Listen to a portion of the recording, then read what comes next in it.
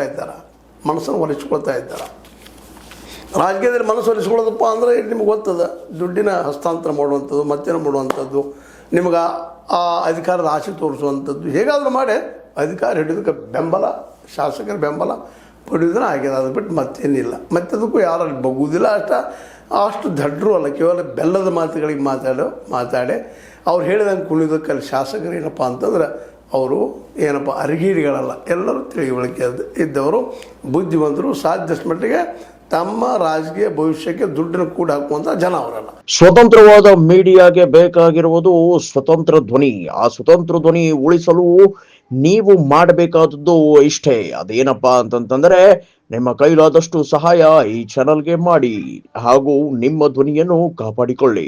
ಯಾಕಂದ್ರೆ ಬಂತೀನಿ 2028 ದುಡ್ಡು ಬೇಕಲ್ಲ ಖರ್ಚಿಗೆ, ಅದು ಎಲ್ಲ ದೃಷ್ಟಿ ಇಟ್ಕೊಂಡು ಎಲೆಕ್ಷನ್ ಖರ್ಚು ಮತ್ತೆ ಯಾವುದು ಖರ್ಚು ಎಲ್ಲ ಹಿಡ್ಕೊಂಡು ಇವತ್ತು ಶಾಸಕರ ತಮಗೆ ಯಾರು ಸಹಾಯ ಮಾಡ್ಬೋದು ಅಂತ ಜೈ ಎನ್ನುವಂಥ ಪ್ರಸಂಗ ಆ ದಿಸೆಯಲ್ಲಿ DKಶಿ ಅವರು ಯಶಸ್ವಿ ಆಗ್ತಾ ಇದ್ದಾರೆ ಅಂತ ಅನ್ನಿಸ್ತಾ ಇದೆ.